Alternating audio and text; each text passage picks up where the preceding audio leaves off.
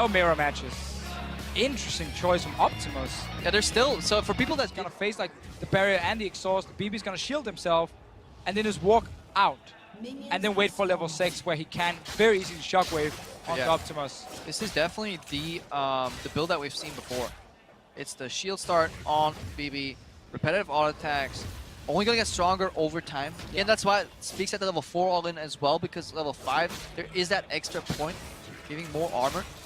And that's really the thing, like early game, ranking up skills is just like best power spikes you can possibly get until we talk about things like BF Sword.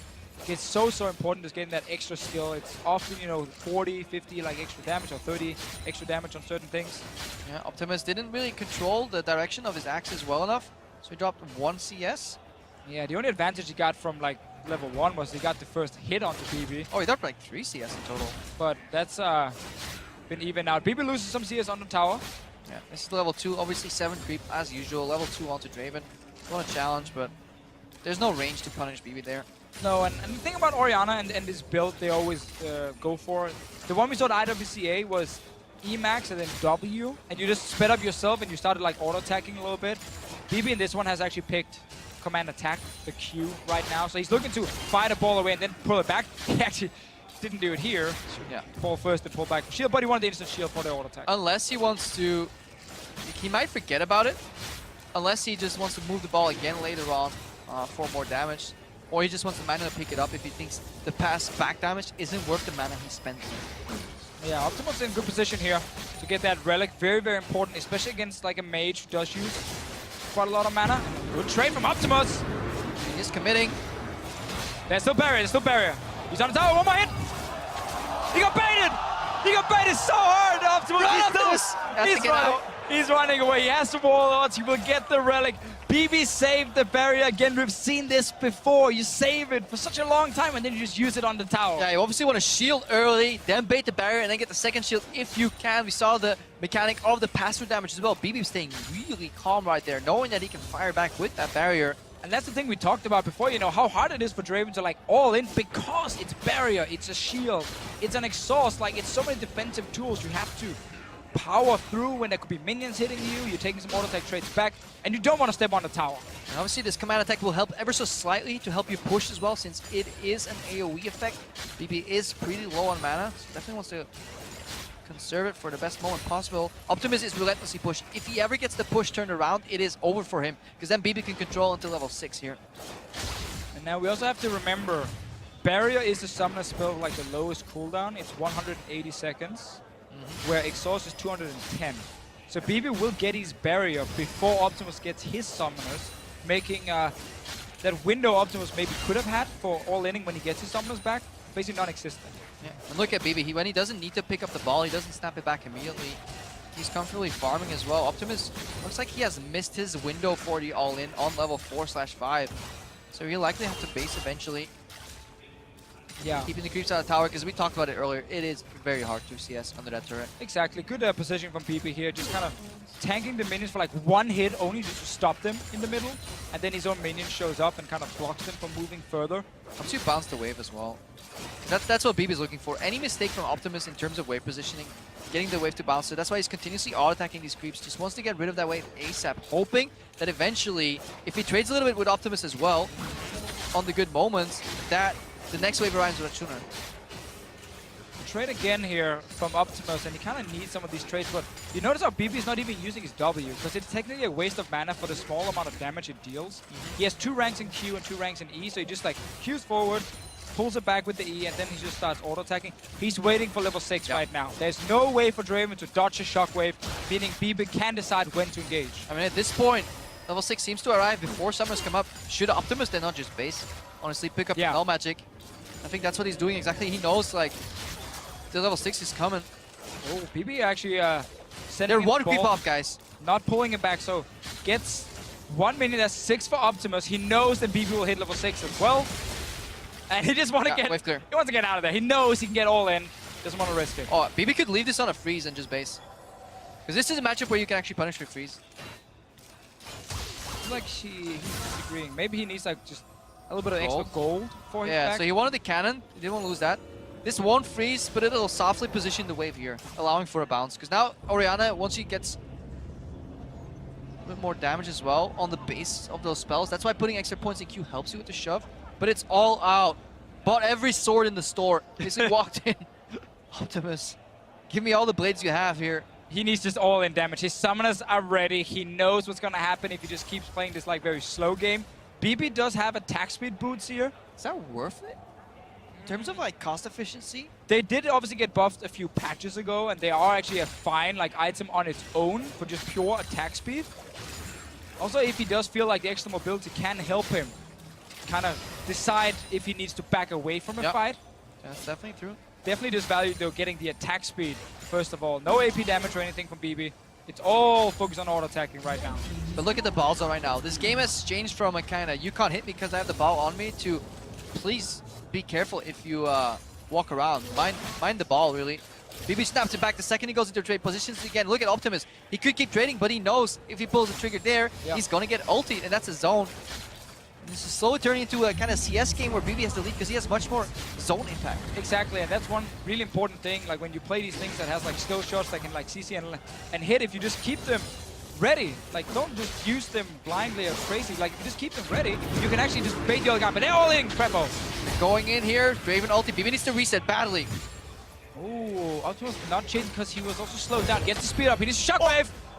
That was so close to missing. That's the save and grace here for BB. He now needs to levy this into a push. Needs the minions to help him, because if there's 6-7 creeps here and a brush, then he can just do that. And that's what Beb is doing right there. He does not want to yield.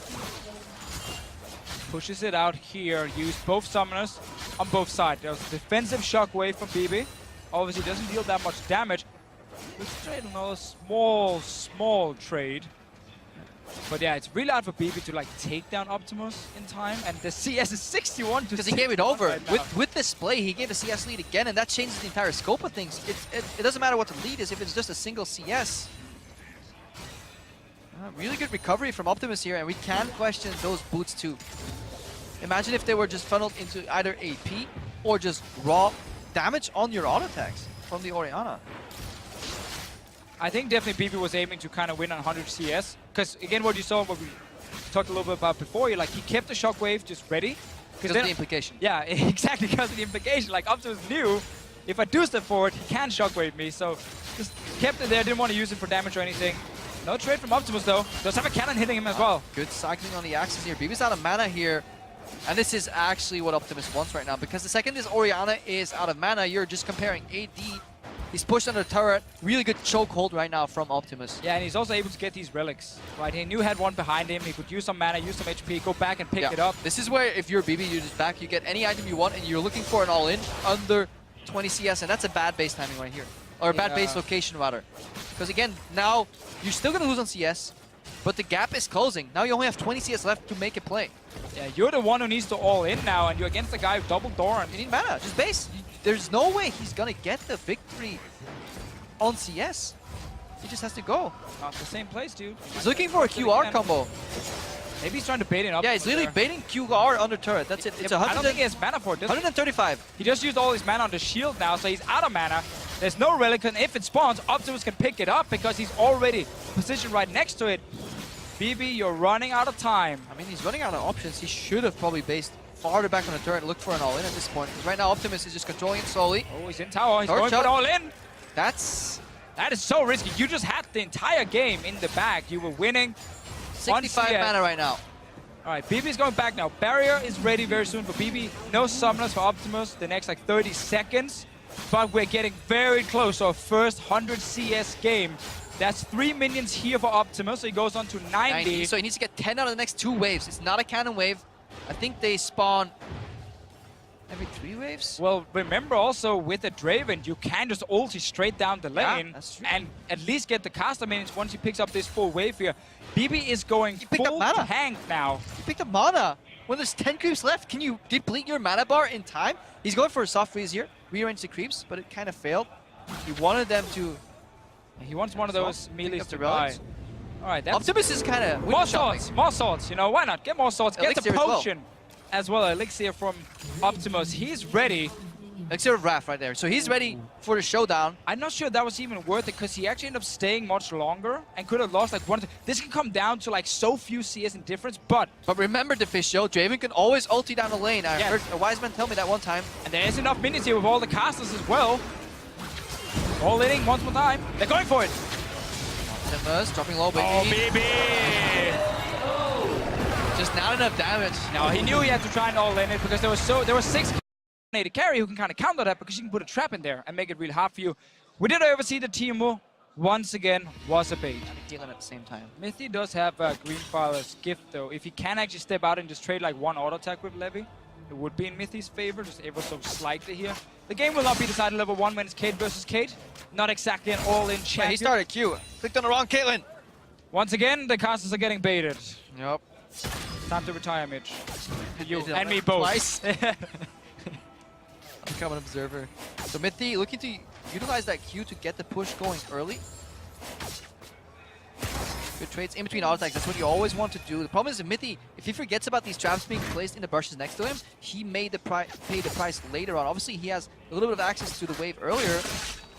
And notice how, again, he's just using Q on minions. Like, he knows, yes, I could try and hit the other Caitlyn, but that damage difference probably won't make that big of a difference. But getting the push advantage, especially if you can get these minions on the tower, where the tower will take some of them, you can suddenly get a bit of a CS lead. Yeah, and he's definitely being rewarded for the push because the traps behind him are slowly fading away. Again, at least hitting 1 minion at a time. So when it does get sidestepped, just like you said, there is still value there.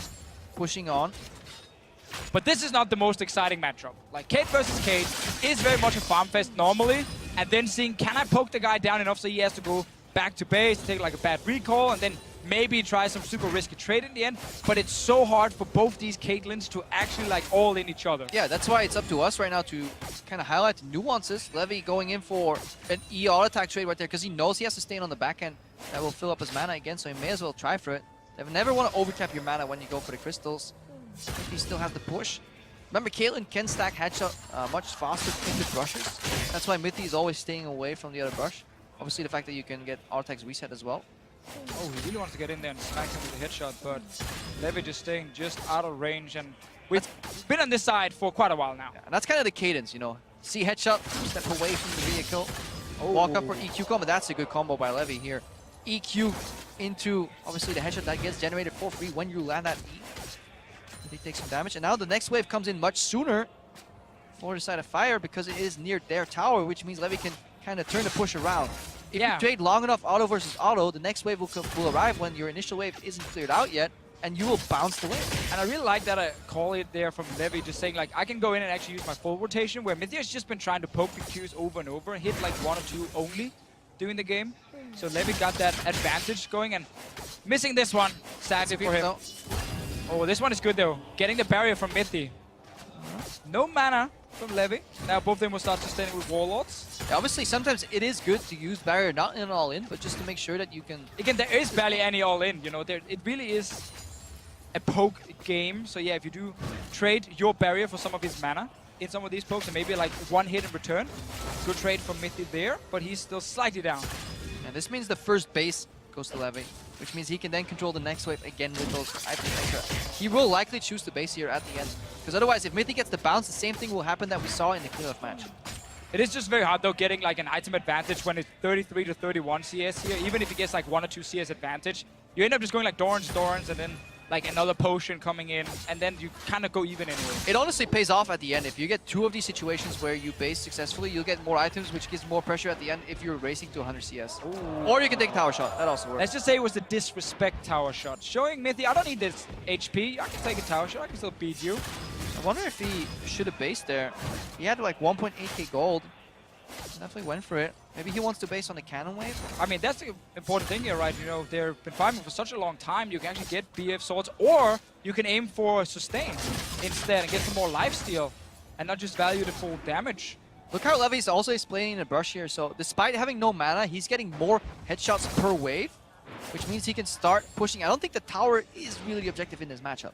No, definitely not. It is hoping that Mithy either misses a CS because of the tower, or Mithy's busy last hitting a CS when Levi can then hit him once or twice for free. Now he's taking a lot of minions to try and get the relic. Oh! Down to level 6. And no barrier. No barrier. Used before. Levi just with enough damage. Great understanding of how much damage he could actually deal right there. Yeah, he stayed because he didn't want to take preferential base and go for the long game. He instead